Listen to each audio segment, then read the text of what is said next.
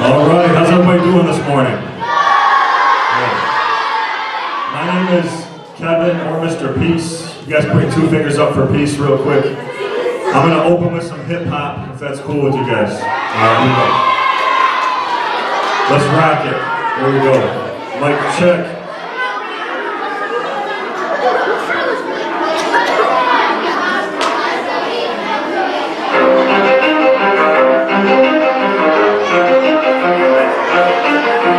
So this is in Haviland. It's good to see you guys this morning. Check it. Listen, it's love over hate, peace over war. It's the dream that MLK and Gandhi lived for. But now it's our time to keep doing right, because we know in just 2 seconds we can save a life. It's love over hate, peace over war. It's the dream that MLK and Gandhi lived for. But now it's our time to keep doing right, because we know in just 2 seconds we can save a life. Mr. Peace, empty heart, just to see that my dreams are as empty as my conscience seems to be. You still can't see my dreams, then you need LASIK surgery. I'm seeing 2020 and living life efficiently. The moment I arrive, I'm judged by what I wear, by that which makes me come alive. Man, that's just not fair, but I'll keep making strides. But being skeptical remains, and I'll flourish and I'll thrive through the flow of my refrains. See, the people are my passion, and the reason that I'm rapping, bringing inner satisfaction to fuel a chain reaction. Inspire inspiration for your fire's expiration. Only love is what I'm strapping, and the will to make it happen. It's love over hate, peace over war. It's the dream that MLK and Gandhi lived for. But now it's our time to keep doing right, because we know in just 2 seconds we can save a life. All right, now we're warmed up. Give yourself a round of applause.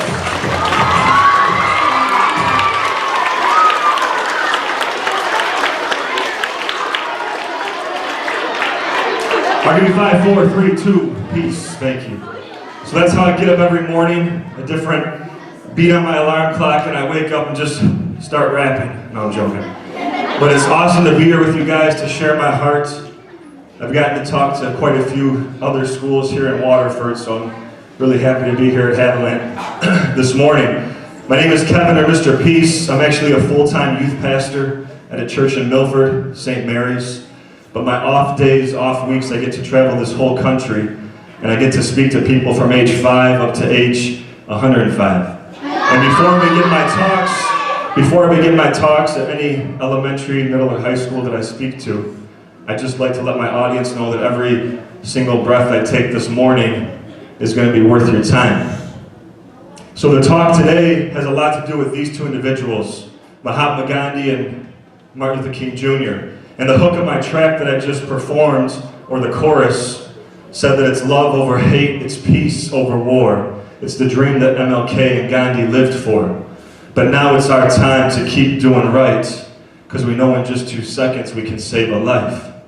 And you see, Gandhi, he said, be the change you wish to see in the world, right? Or that you want to see in the world. But the actual quote says, you must be the change you want to see in this world. He's not just saying, well, if you feel like being kind, if you feel like showing respect, well, if you just feel like it, then go ahead and do it. He's saying, no, we have to be the kindness that we want to see. If we want to make this culture in this school and outside these walls, this entire earth, more kind, more respectful of our fellow human beings, then we have to show more love. And MLK, we just celebrated his birthday, right? And he said that the time is always right to do what is right. And what is right is truly being able to look past somebody for what's on the outside and appreciate all those differences on the outside, but also be able to look past and see what's on the inside, like you'd see your own best friend. So the talk today has to do with diversity and kindness and leadership. But more importantly, it has to do with what my shirt says, one race, human. That we're able to see everybody around us as human beings before anything else, right? So everybody go like this real quick, make a fist like this. This is at elementary school in Massachusetts that I spoke at. But everybody go like this, and I'll go like this. No, don't do that. But listen, this right here, your fist is as big as your heart, right? But here's the idea. If we let love, peace, compassion, kindness, and appreciation for diversity fully enter into here, we turn this into this. And the reason it's two, peace sign, right? The reason it's two is because one finger's yourself, and the other one is someone you're trying to lift up higher than yourself, if you choose that, right? But it's also two because in just 2 seconds, 1, 2, in one action, one word, one heartbeat, 2 seconds, we can lift somebody up higher than the clouds by what we say or do that it stays on their heart in a positive way for the rest of their life. Or in 2 seconds, we can destroy a life through our words and our actions, that what we say stays on their heart in a negative way for the rest of our lives. And it's crazy, I was just helping with my youth group, hands down. I was just helping with my youth group at a soup kitchen in Detroit a couple months back. And I was serving that day. We had like 1,000 people come in for lunch that were homeless or just needed a meal. And I was the mashed potatoes, and the lady next to me, she was the gravy. And I just kept going one after another, non-stop, tray after tray. And then our first break in the action, I got to know this lady standing next to me. And she told me she was there 2 months earlier doing the same thing, randomly serving. And then she randomly looked up across the counter, and it was her brother. And she hadn't seen him in 15 years. And her heart just dropped. And she stopped what she's doing, she ran across the counter, she hugged them, they embraced, they cried. But the whole point of the story was, that's how we should be treating everybody all the time, like they're our brothers, like they're our sisters. But so much gets in the way. And I just got back from Texas. I was speaking there near Houston, trying to bring some healing to some of the schools and teachers and students that were affected by Hurricane Harvey. And it's the same thing with Hurricane Irma, Maria, Nate, all the wildfires in California, any natural disaster, tornadoes, that what you see on TV or in person are people from every walk of life coming together to help their fellow human beings.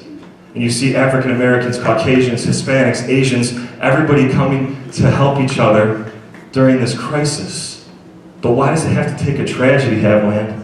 Why does it have to take a tragedy to finally wake us up on how we're supposed to start treating people? It shouldn't have to, right? And so look, all these things that I'm going to talk about today, and what I'm about to show you, some of this is kind of hard to see, but it's with kids your age and what's really happening across this country, people that are not respecting diversity, people that are doing things that are probably on the extreme side, but this is the reality, and why it's so important that we have to be aware of our actions, because in just a few seconds we can raise somebody up, empower them, encourage them, or we can cut them down, right? So listen, before I get into that though, I just want to touch base on what diversity really is, so you guys really can understand this concept. So anybody know what that word means, diversity? Yeah. Being different from other people, right? So yeah, it has to do with differences on the outside. It could be skin color, how we dress, our hairstyle, the foods we eat, where we're born, where we're from, the language we speak, right? Our culture, background, that's all diversity. We have to respect all of that, right? But it's also what's on the inside too. How many of you guys are good at sports? Okay, hands down, hands down. How many of you guys are good at dancing? Those moves. Okay. Hands down, hands down. How many of you guys are good at singing? La, la, la, la, la. Hands down, hands down. How many of you guys are good at video games? Okay, hands down, hands down, hands down. How many of you guys are good at being a friend? Okay, hands down, hands down. So listen, all these things that I'm talking about, what you're good at, what you're not good at, your skills, abilities, talents, who you are, your character, that's also diversity. And we have to respect all of that, even on the inside too, because if we don't, we cause people a lot of pain that can stay on their heart for the rest of their lives. And unfortunately, we're seeing this in a negative way too often in the news. This is Caden Culp. Any 10-year-olds here? Hands down. This is Caden Culp. He's from San Antonio, Texas, right outside. He's a special needs student. And a few months back, he was playing with some of his so-called friends in a field in the neighborhood by where they lived. And he thought these people were his friends. But he didn't really get that a lot of times they were making fun of him at his expense. But he learned a lot slower than his classmates, so he just thought they were being friends. Well, they were building a fire one day in a shed in this field, and they thought it'd be fun to just build this fire. And then one of the boys, one of the 4 other boys that was hanging out with him, thought it'd be funny just to kind of kick the gas can towards him to see what might happen. And unfortunately, some sprinkled out, and the fire was already going, and so Caden caught fire. And over half his body got burned, and he's doing fine now, but he was in a self-induced coma at first. But the reason I'm showing you this is because they went to interview these boys, and 3 out of 4 of these boys said that they wanted to tell the person whose idea this was, they wanted to tell him to stop. But they were too afraid that if they did that, they wouldn't be accepted anymore. They wouldn't be part of the in crowd. So somebody's life was less important than doing what's right. This is 10 years old. Any 9-year-olds here? Hands down. This is Lainey Turpin. Lainey Turpin is from Alabama. She's from Alabama. And a special needs girl moved to their school. And so Lainey went up to her friend, her current friend, and said, hey, I want to be friends with this girl. And her friend, instead of saying, no, I'd rather you not and just stay friends with me, she decided to body slam her to the ground and give her 2 black eyes. This is 9 years old. 8 years old. Any 8-year-olds here? This is Jordan Jackson. He was walking home from school with his sister. He was walking home from school with his sister, and some of his classmates shouted out, go back to the cotton farm. And he said, that's racist. They said, no, it's not. So he started walking faster, and they started throwing small rocks and wood chips at him and his sister. So he went to protect her, and in the process, they pulled him back, and they pinned him down, and they pulled his arm back so hard, it actually fractured, and it broke. Guys, I just got back from speaking in San Diego, near California, near the Pacific Ocean in California, on the coast. And after my assembly, I had 50 students in tears coming up to me wanting to share something on their heart. I had a 2nd grade African-American boy come up to me and said, Mr. Peace, my classmates are saying, go back to where you're born. Go back to Africa. He said, Mr. Peace, I was born in Los Angeles, California. I don't understand. This 1st grade Hispanic boy came up to me. He said, Mr. Peace, my classmates are saying, talk English. He said, Mr. Peace, I'm speaking English to you right now. I don't understand. This 5-year-old, this kindergartner came up to me, this Asian girl. She said, Mr. Peace, my classmates are saying, open your eyes. She said, Mr. Peace, this is how I'm born. I don't get it. So here's my question for you guys. And I know it's hard to see it, and I appreciate you guys actually seeing this because this is what's happening with kids your age across this country. But look, my question is, do you think that the 10-year-old that did this, the 9-year-old, the 8-year-old, the 7-year-old, the 6-year-old, the 5-year-old that said these things or did these things, thought about those things on their own? No. All the time people say, kids are cruel, people are cruel. I say, no, they're not. We're just mirrors. All of us are mirrors. And what you're taught, which is not this in these walls, but at your home, and I don't pretend to know what goes on behind closed doors, because I don't. But what you learn from people that you know and interact with, unfortunately, many times, we reflect the bad things. But we always have a choice to reflect love or hate. Is it safe to say that what happened to these students is going to be on their heart for the rest of their life? Yeah, but in a very negative way. And so here's the thing, all these actions that just happened only took a few seconds. Why we have to be so conscious of what we say or do. And these are some of the extreme things that are crazy, right? They're going to be on their heart for the rest of their life. But everybody's different. And everybody takes certain words or actions differently. So what you say or do to somebody, you never know if it's going to have the same kind of impact that these people have experienced too. These are negative, right? Here's a more positive one. This is a school in Michigan, near Lansing. I'm going to show you guys a video. And this is about a boy named Keith. And Keith is special needs. He struggles with boundaries, and you're going to see that. But the football team at the school, they decided to be his friend. They decided to include him. Watch what happens, then we're going to talk about it. We end tonight with the football play of the month. It was executed with amazing precision by the Eagles, the Olivet Eagles. Steve Hartman has the play and the post-game analysis on the road. Between classes, they schemed and conspired. For weeks, the football players here at Olivet Middle School in Olivet, Michigan secretly planned their remarkable play. Did anybody go, this is a crazy idea? No, everyone was in on it. Like the coaches didn't know anything about it. Sure, like going behind their back. I've just never heard of a team coming up with a plan to not score. It's just like to make someone's day, make someone's week, just make them happy. The play which was 2 plays actually, happened at a home game earlier this month. The first part of their plan was to try to get as close to the goal line as possible without scoring, even if it meant taking a dive on the 1-yard line, which it did. The crowd was not happy. Quarterback Parker Smith. But us kids knew, hey, we got this. This is our time. This is Keith's time. Keith Orr is the little kid in the brown jacket. He's learning disabled, struggles with boundaries, but in the sweetest possible way. Because of his special nature, it's no surprise that Keith embraces his fellow football players. What is surprising is how they have embraced him. We thought it'd be cool to do something for him. Because we really wanted to prove that he was part of our team and he meant a lot to us. Nothing can really explain getting a touchdown when you've never had one before. Which brings us to part 2 of their play. If you didn't see Keith, it's because they were so protective of him. But he was in the middle of that rush. And when you crossed the goal line, what was that like?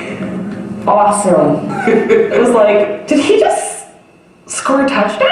Get your camera out. I'm like, oh, dude, I can't. Keith's parents, Carrie and Jim, almost missed the moment, but they got the significance. Somebody's always going to have his back from now until the day he graduates. She's right. When the football team decides you're cool, pretty much everyone follows suit. Today, Keith is a new kid, although by no means was he the only one who was profoundly changed. What was it like for you? It was like once I saw him going, I was smiling about here. Wide receiver Justice Miller. Like nothing could wipe that smile off my face. Why did it affect you so much? Because he's never been cool or popular, and he went from being pretty much a nobody to making everyone's day. Justice admits the play wasn't his idea. I would have not really thought about that.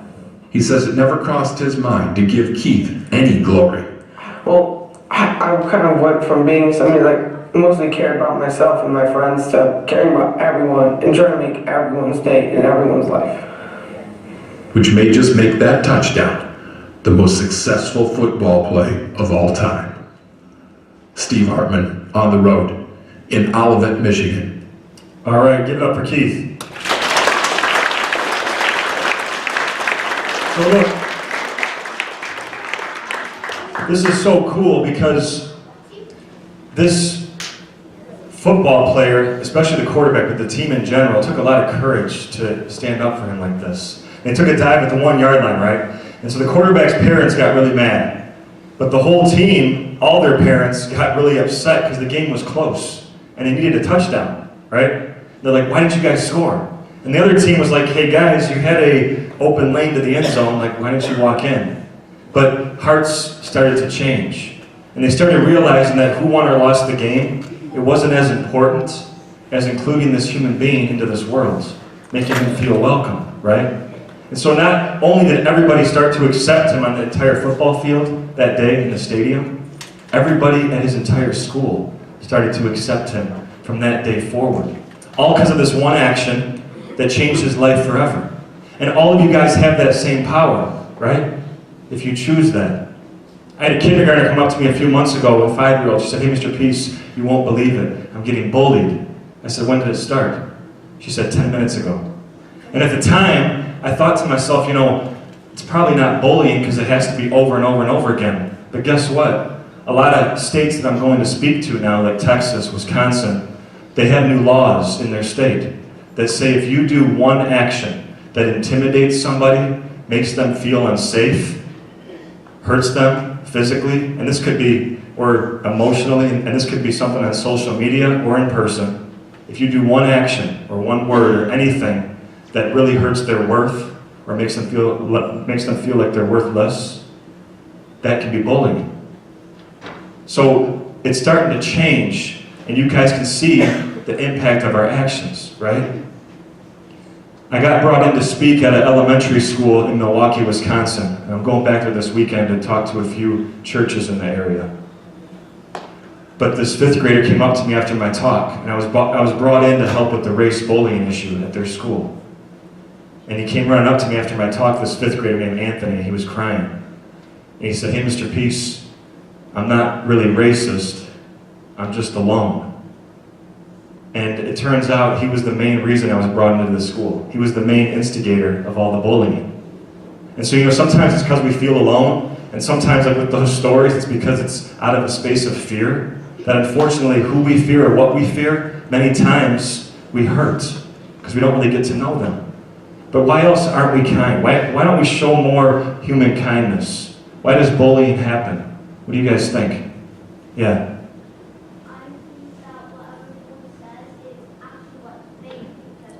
So maybe it's like their own issues, right? That's a good answer. Yeah, what else? I think it's how they take the anger they've been being bullied on and put it on other people. So maybe they've been getting bullied themselves and they're going to push that anger onto someone else. Yeah. Could be jealous. That's a big one. Somebody's better at me than something or has something I don't have, so I bully them. Yeah. Maybe their parents are mean to them, right? They're just kind of continuing that cycle. What else? Could be something going on at home too that we don't know about. One more? Yeah.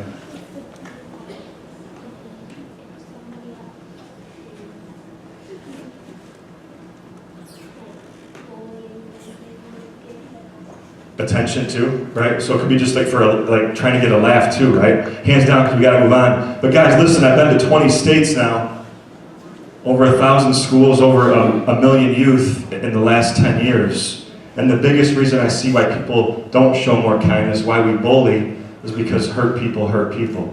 And you guys kind of touched on it when you just said that you push the anger on someone else. But when I say hurt people, that's the easy thing to do.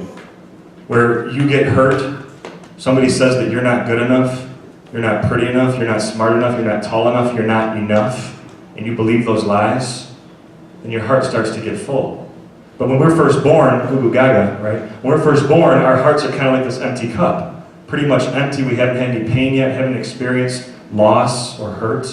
But little by little, our cup starts to get full because things that people do or say start to hurt our worth and our value and our spirit. So as this cup gets full, right? What would happen if I keep filling this up? It'll overflow, right? I had a first grader said, it's going to explode. I said, no, it's not. But here's the idea, that if this overflows onto ourselves, we actually hurt ourselves. We actually bully ourselves, right? If we believe the lie that somebody says, you're too short, or you're too this, or you can't do this, right? And if you believe that, then you're actually kind of hurting, you're the hurt people that hurt yourself. But even worse, if this overflows onto someone else, then we hurt them by how we treat them poorly.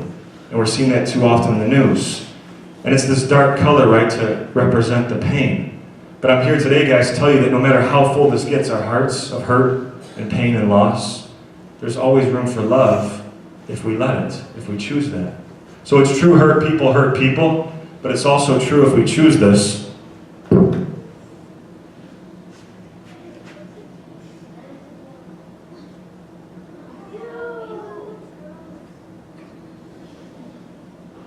It's also true that healed people heal people. Give it up for my cup. Thank you. And so look, here's what I mean by that. When I say healed people heal people, that means that I've chosen to forgive somebody who's shown me only hate. And that's not easy to do, because that's a choice, but it's the right one to make, right? But once I become healed, now I can help heal other people. And so look, MLK, he said that darkness cannot drive out darkness, only light can do that. And he said hate cannot drive out hate, only love can do that. I have a friend of mine, her name is Irene Kopko. She's 103 years old. And I was kicking it with her at her birthday party. We're eating some chocolate frosting fudge sprinkle cake. It was so good. I said, Irene, you're 103. Tell me about your life. Tell me the good times, the bad times, the glad times, the sad times, the mad times, the times around with Ed. And she said, Mr. Peace, her most painful memory was back in 4th grade over 90 years ago. Where are my 4th graders at? Hands down. She was in 4th grade, And it was like she remembered it yesterday, right? Because it was still raw in her heart. It happened over 90 years ago. She was at the front of the class giving a presentation. And this boy came up from behind her, and he put her down in front of the whole class because of her height, because she was short. He teased her, and because of her weight, because she was heavier than her classmates. And it just crushed her in front of everybody. It humiliated her. And so she started growing up just thinking every time she tried something new that she's too short to try that, she's too heavy to do this. And she kept playing that negative record in her mind until she was 40 years old, and she finally forgave this boy in her heart, and she became a youth worker to help other students who felt how she felt. She became healed to heal other people. And I was talking at this school in Indiana. There was 1,000 students in the gym at this elementary. And during my assembly, this second grade teacher, she interrupted my assembly in front of everybody. She came up here, she's like, "Hey, Mr. Peace, everybody, I'm so sorry to interrupt you, but I just got to share something on my heart." I said, "Yeah, go ahead. Here's the mic." And her name was Kate. And she said, "Hey, Mr. Peace, everybody, my most painful memory, it was 40 years ago, back in second grade." And she was the new girl at school. And right before lunch one day, this group of popular girls came up to Kate. And they said, "Hey, Kate, you can sit with us today at lunch. Go get your lunch and then come sit by us." And she's like, "You guys serious? Is this a joke or something?" And they're like, No. Go get your lunch and then come sit by us." So she grabs her lunch tray out of the lunch line. She's thinking to herself, "Oh my gosh, this is my shot. I'm going to finally fit in. I'm going to finally be accepted for who I am." And she goes to sit down. And as soon as she sits down, all the girls stand up on their chairs. And they shout across the cafeteria so everybody can hear them. They say, "Hey, everybody, check out Kate. She came in her Ford nice clothes." And she runs out of the lunchroom crying. And you see, her parents didn't have a lot of money growing up, so sometimes she had to wear the same outfit 3 times a week to school. And she was put down because of that. Well, she forgave these girls in her heart. It took her some time. But then she chose to become a second grade teacher.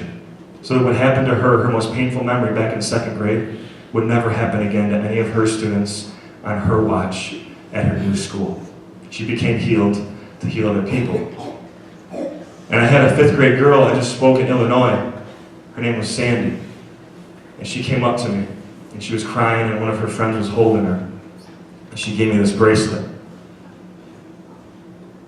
And it says, #love never ends. And Sandy told me that she just lost her best friend, who was 9 years old. And her name was Alexa. And she had a brain tumor. And she said, "Mr. Peace, I haven't really been treating people too well. I haven't really been caring how I treat others. I haven't really been caring about a lot." But she said, "I'm here today to tell you and give you this to make a commitment that going forward, I'm going to choose to move past that, and that by how I live through my actions, I'm going to honor her legacy, that she's going to live on in my heart. I'm going to make her proud by how I choose to live, how I choose to treat other people, to become healed and heal other people." Where are my 3rd graders at? Hands down. I was checking out of a school in California, right on the coastline there, north of San Diego, and I'm signing out in the office, ready to leave, and this 3rd grader named Dominic came up to me and said, "Hey, Mr. Peace, do you want to know what my most painful memory was?" I said, "Yeah, tell me." He said, "It was 2 years ago in 1st grade, had my heart crushed by this girl, had my heart broken." And so I'm thinking to myself, kids are starting to date younger and younger. It was a Facebook official, but turns out that's not what it was. There was a 5th grader on the bus, and for 2 months straight, 2 months in a row, this 5th grader turned to Dominic, who was a 1st grader. So think about this, a 5th grader to a 1st grader. And she said, "You're never going to have any friends. You're never going to have any friends." A 5th grader to a 1st grader. She was just putting him down because he was born in a whole different country in the Middle East. He said, "Mr. Peace, I came home that night, I cried myself to sleep." He said, "I didn't want to go back to school again." He said, "It felt like my heart broke into a billion pieces." He said, "Mr. Peace, it hurt so bad, it felt like I didn't want to be born." But then he said something to me that I'll never forget. He said, "But you know what, Mr. Peace?" I said, "What?" He said, "Now I have best friends. Now I have best friends." How many of you guys have best friend? Hands down. How many of you guys have a best friend because they include you? Hands down. How many of you guys have a best friend because they make you laugh? Hands down. How many have a best friend because they got your back? Hands down, hands down. So listen, Dominic started crying, and he pointed to his best friend who was standing in the office, this fourth grader at the time named David. He said, Mr. Peace, that's my best friend, David. Because when I was getting bullied and teased and put down and humiliated and embarrassed, he stood up for me when I didn't have the courage to myself. That's a best friend, right? To see somebody for their heart first. Doesn't matter how much money they have or don't have, the house they live in, the branding or the clothes, what they really own. It's about who the person is, right? If we treated everybody like we treated our best friend, I don't think we'd have bullying happen, right? Because you see them for what's inside. And I had this fifth grader come up to me at a school I spoke at north of Chicago. Her name was Cheyenne, this fifth grader. And she said, Mr. Peace, is there somebody named Cheyenne? You gotta be kidding me. People have the same names? Come on. Oh my God. And fifth grade? You gotta be kidding. Oh, come on. Wow. Mr. Peace, he just knew we. No, I'm joking. So she came up to me after my talk, and she said, Mr. Peace, there's a girl named Jenny who just moved to our school this past fall. She's in a wheelchair for life. She's in a wheelchair permanently. And Cheyenne said the first day that Jenny got to school, Cheyenne's friends pulled her aside and said, don't even talk to this girl. She's different, she's weird. But Cheyenne said, no, I'm not going to listen to you. I'm listening to my heart. And she went up to this girl and said, hey, do you want to be my friend? And the girl said, yes. And ever since that day, lunch, recess, library, gym, everywhere, Cheyenne includes her. And then this fifth grader, her wisdom, she said, Mr. Peace, when I see her, I see this before this. I see her heart first before this wheelchair, before this piece of equipment. And that's the actual wheelchair right there. Right there. There's a speaker, his name is Nick Vujicic. Everybody say Vujicic. Say Vujicic. I know, it's fun. Nick Vujicic is in his 30s. He's from Australia. He has a wife, 2 kids, but he was born without any arms or any legs. He has no arms, no legs. That's his chicken leg that he calls it. It helps him get around. But listen, he has no arms, no legs, and he speaks all over the world. And he was at an elementary school in a gym a little bit bigger than this. And on one side of the gym were some bleachers. And after the assembly ended, when people were exiting and leaving, this mom and her 3-year-old daughter were in the bleachers watching the assembly. And this 3-year-old was like this for 45 minutes, like trying to stay still, right? And we all know what 3-year-olds do, whatever they want. And so finally, as people are leaving, the assembly is over, she's like, okay, go, get your energy up, just go. And so this 3-year-old bolts, and she starts kicking and hopping and twirling and cartwheels and floating. And pretty soon she's running full steam all around the gym. She's the same height as Nick, and she's running full steam right towards Nick and doesn't even see him. And he's off his wheelchair, usually he's on it, but he's saying bye to people on the ground. And he sees her coming, and he's like, oh no. Because he can't move, he doesn't have arms and legs, right? But at the last second, out of the corner of her eye, she catches him and she slams on the brakes, and they're face to face. She takes a step back. She looks him up and down. She says, what's going on here? She's never seen anybody without arms and legs, right? But her next move, this 3-year-old, without really thinking, she puts both of her arms behind her back like this. And she hugs him with her neck like this.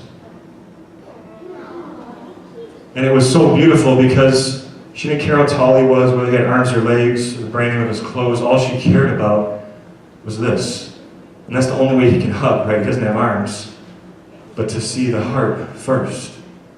And you know who else sees the heart first? Puppies.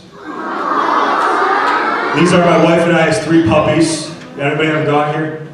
Okay, hands down. This is from left to right. We have Mrs. Murillo. We have Kiki Melaniki, and we have Bare Bones Jones III. And this is them posing Christmas, Easter. This is Bear's best friend Dakota. They have play dates. Dakota wears a diaper. He's also in a wheelchair. And the reason I'm showing you guys this is because when Dakota was a baby puppy, his older brother, who was a different dog breed, a bigger dog, he was too rough with him. and he actually hurt him.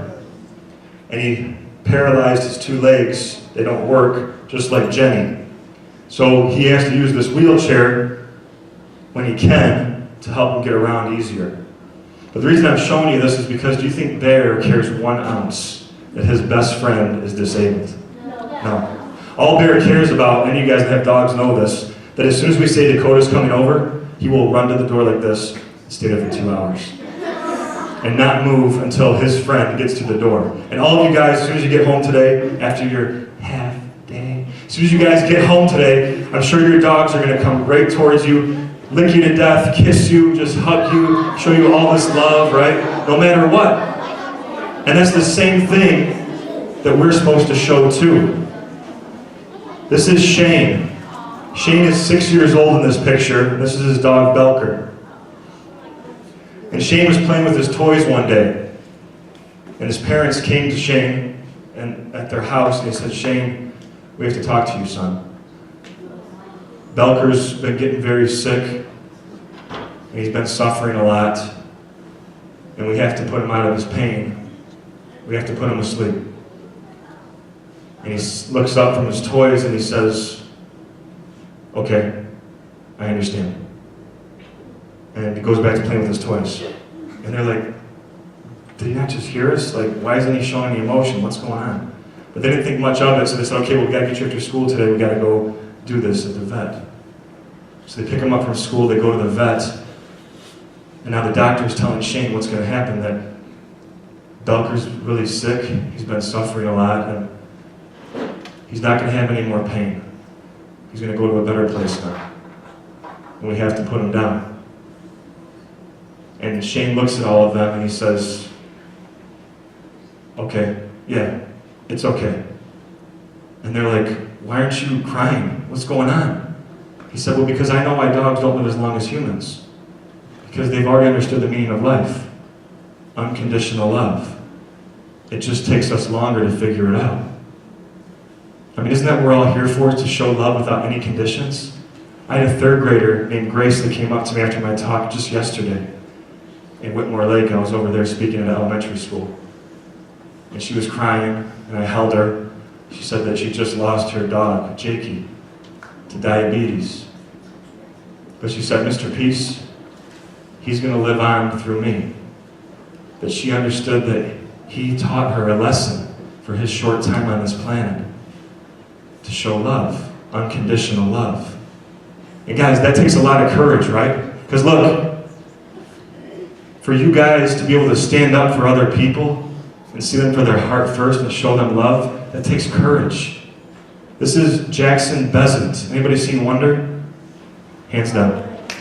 So this is the real life Wonder. In the movie, this boy played somebody like Jackson, who has Treacher-Collins syndrome, which means that the bones in your tissue in your face don't fully form.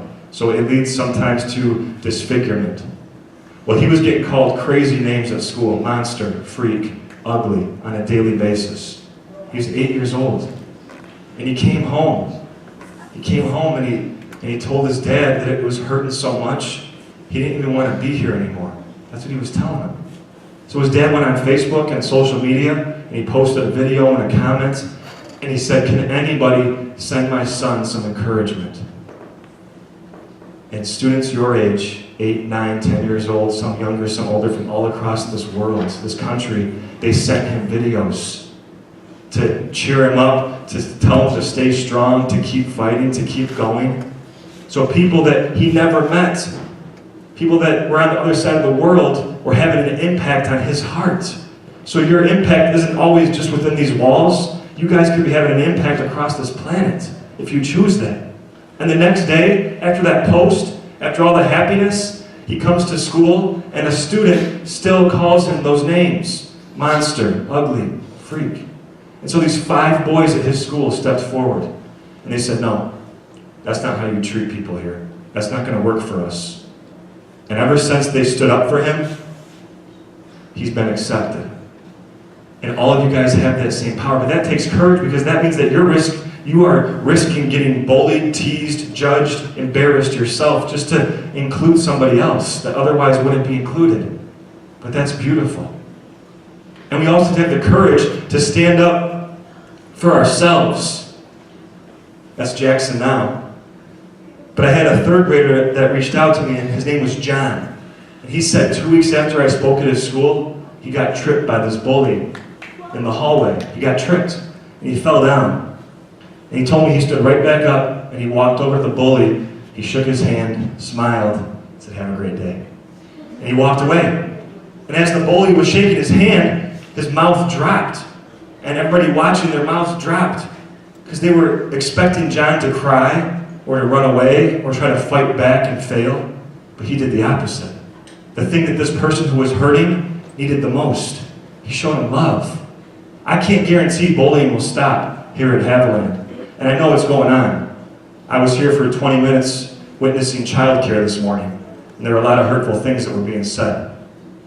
I was in the hallways this morning, and I witnessed a lot of hurtful things being said. So I know it's happening, and I can't guarantee it's going to stop, but what I can guarantee is that the response will change. I stayed for lunch at the school recently, and this fourth grader named Uriah came up to me, and he said, "Mr. Peace, there's a bully at our school, but I really truly believe if we keep showing him love and kindness, his heart will change." This fourth grader, he started to realize the power that we have. It takes courage to see that in everybody, their worth, but also to see this. Every one of you on the palm of your hands, I traced mine, with the lines of your hand, on one of your hands or both, you have the letter M. That's on your palms. Every one of you. And if you can't find it right now, your teachers are going to spend all next week helping you. Okay. This M stands for miracle. Upside down W stands for worthy. But here's the problem. So many students that I speak to can't see themselves as miracles. This is Dylan from a school in Connecticut. And I was speaking at his school, and he came up to me crying after my talk, and he pulled this out of his pocket. And he said, "Mr. Peace, you forgot that M also stands for mistake." And he told me that somebody in his life who he cared about, he was just getting bullied all the time from his size, and he had a lot of issues at home with his step-parents. But he said, "Mr. Peace, I look at this once a day to remember who I am." He was called this from somebody who he cared about, somebody that he valued their opinion. And he believed this lie, and it says, "I'm a mistake." But he said, "Mr. Peace, I don't want to believe this anymore. I want to believe this." And so his class that same week sent me this picture, all their hands with the miracle. And they said that we're going to support Dylan. We're going to encourage him, make him feel like he's worth a miracle. And just yesterday I spoke at a school in Northville, and the class, right after my assembly, went right back to their classroom, took a picture, because there was a student kind of in Dylan's situation, and they all took a picture of their hands and they printed it out and gave it to me right before I left. That people are starting to understand that when you see this, there's a lot of opinions out there. People will say mean things or do mean things, but not every opinion matters. What matters is you know this. And I just talked to an elementary in Pennsylvania, and this fifth grader named Kaiden came up to me after my talk. And this school houses a lot of the visually impaired students in their school district. So she was legally blind, and she had a walking stick. And she came up to me after my talk, and she said, "Mr. Peace, can you trace my M?" And so I did on her hand.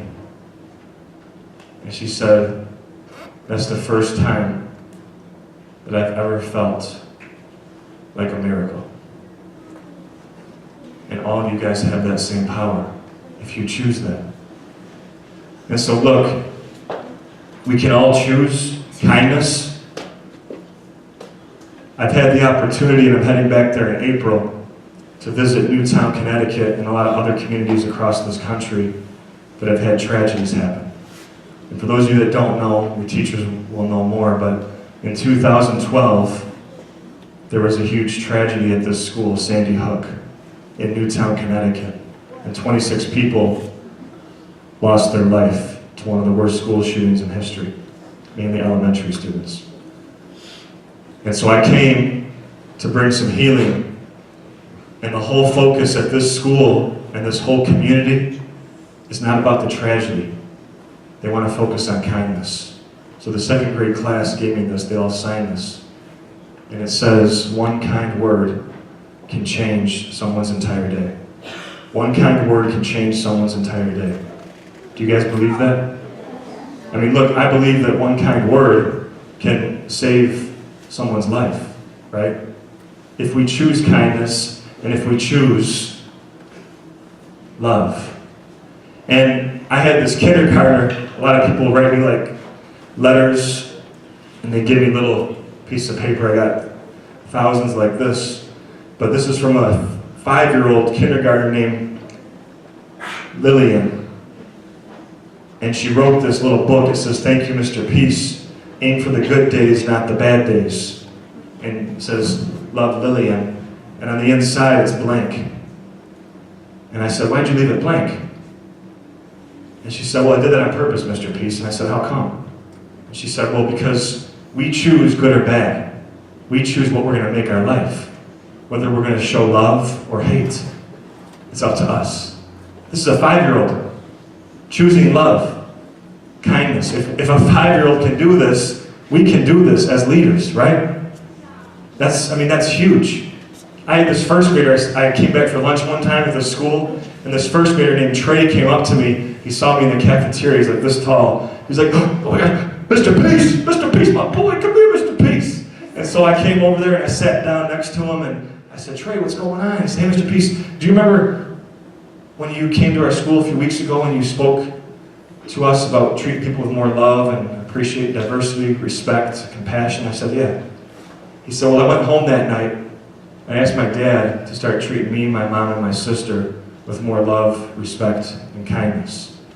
He told me his dad looked at him and said, "Don't you ever talk to me like that. I'm an adult. Don't you ever talk to me like that." And he pushed him aside, and a week later, he took off. There was a lot of other issues that were leading up. And so Trey came back to school on fire. He was enraged. He said, "Mr. Peace, people will feel my pain. People will feel how my heart feels." And I looked at him and I said, "Trey, you still have a choice to be a great son to your mother, a great brother to your sister, and one day if you choose to break that cycle, a great father." And our eyes are locked. And I see a tear coming down his cheek. And I'll never forget his next words. He says, "I like chicken." And I said, "What?" He said, "Yeah, Mr. Peace, they're serving chicken tenders for lunch. They're bomb. You got to try them." I said, "What?" And this first grader's mind was on to the next topic. But I came back another couple weeks to speak again. And this first grader came up to me, Trey, found me in the hallway, gave me a hug, said, "Mr. Peace, I'm choosing love. I'm choosing kindness." This is a 7-year-old, guys. And this drawing right here, you see the only word in focus in the middle is love. In red, that hate will still be there, fear, bullying, but love can overcome all of this. And look, we have to do this, guys. We have to be all in. I had this 4th grader named Julia, and she came running up to me after my assembly, and she just fell into my arms, and she was crying uncontrollably. And she said, "Mr. Peace, I'm new to this school, and I'm constantly getting put down just because where I was born. I'm from Korea."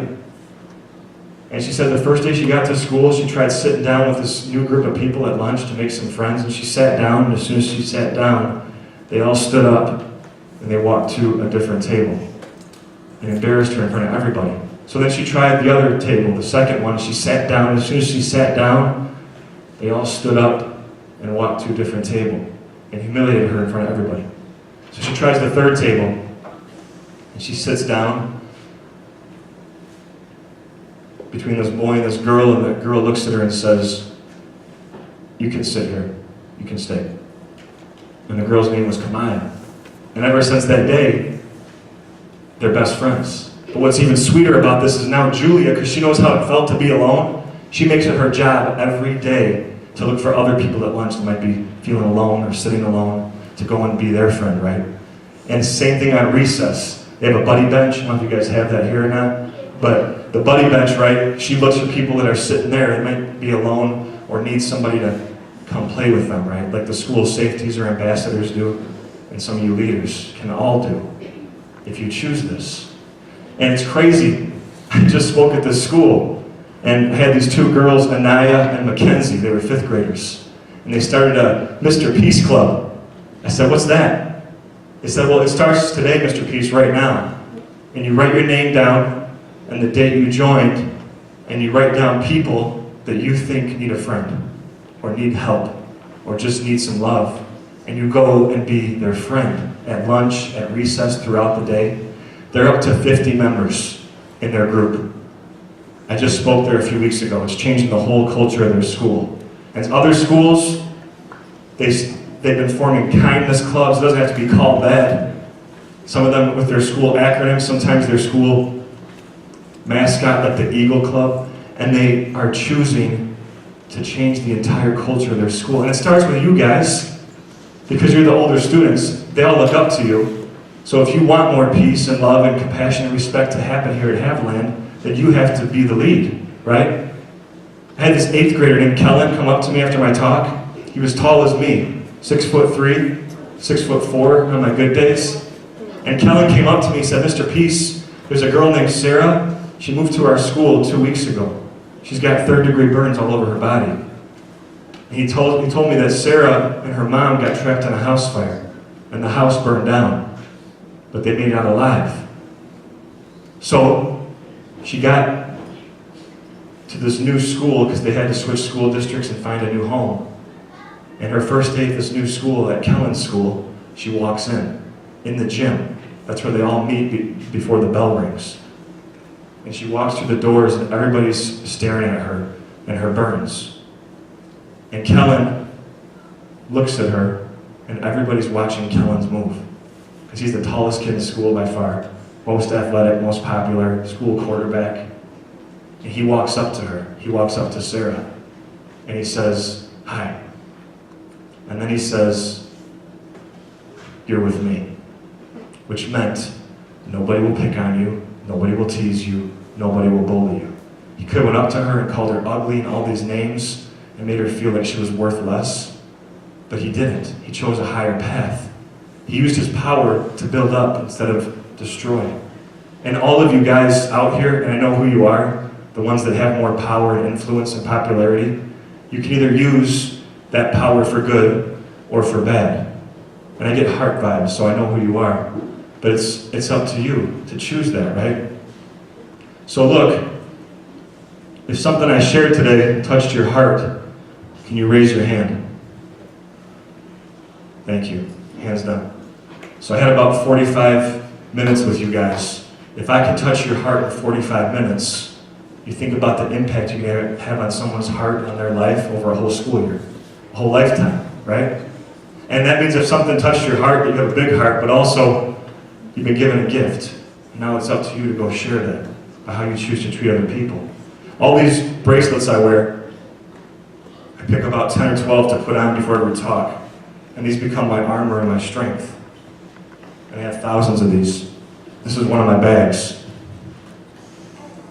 But every bracelet I've been given were from students like you, some younger, some older, that told me, Mr. Peace, thanks for coming today. Thanks for touching my heart. And I wear these as a reminder of their stories and people that share their hearts with me too. I'm going to be giving your teachers one of my business cards. It's got all my information on here. But if you want to remember this for now, MrPeace.org.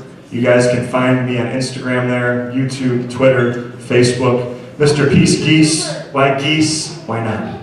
And I have Mr. Peace 101, Facebook, YouTube, Twitter. I'll be posting some videos from today too. So if you guys want to check it out, follow me there, subscribe. That's one way to keep the message going.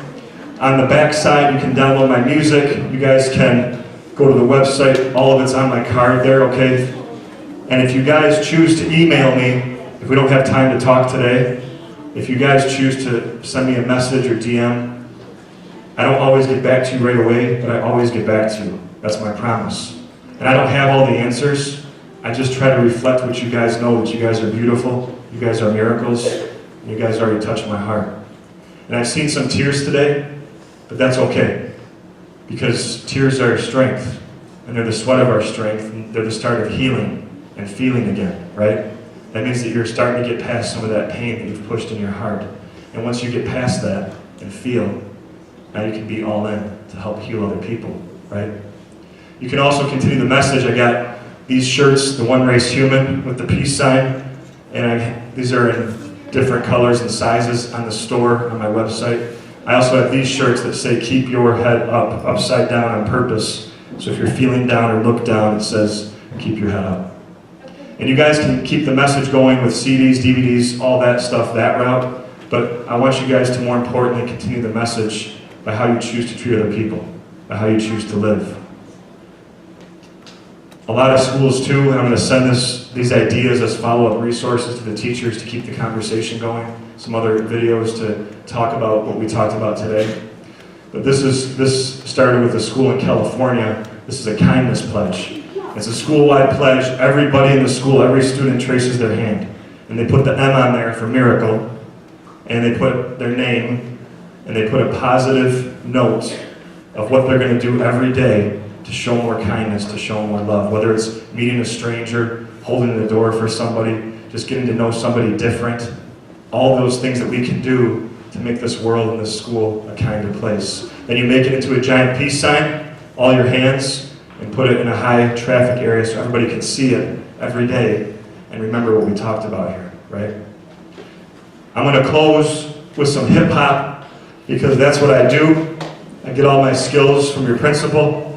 And so I'm going to sing a track real quick about diversity, kindness, and leadership, all right? But just to recap real quick, everybody say healed people, heal people. Heal people, heal people. Say be a best friend. Be a best friend. Say have courage. Have courage. Say I'm a miracle. I'm a miracle. Say make the right choice. Make the right choice. All right, let's rock it. Got to get in my zone though. Here we go. And I hope to see you guys again one day. If you guys want to give me a hug or high five on the way out or share something on your heart, might have a few minutes today. If not, reach out to me on there. Here we go. 2 fingers up for peace. Mic check. The song's about diversity, and kindness, and leadership. Here we go. Mic check.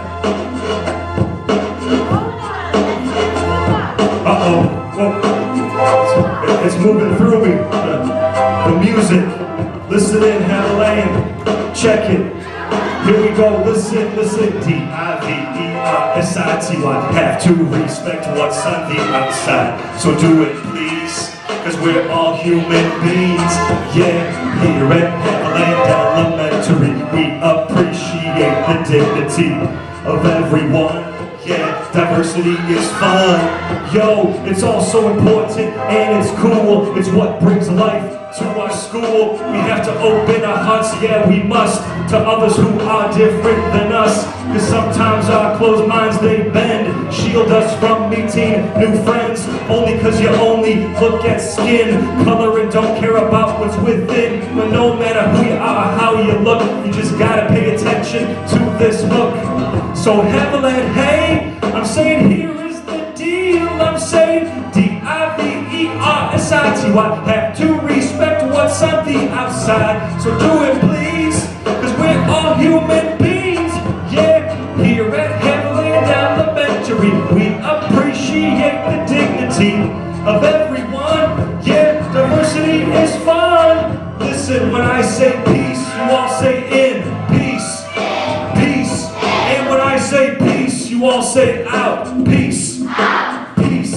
And when I say be, you all say kind. Be. And when I say show, you all say love. Show. Thanks for touching my heart, guys. Thank you.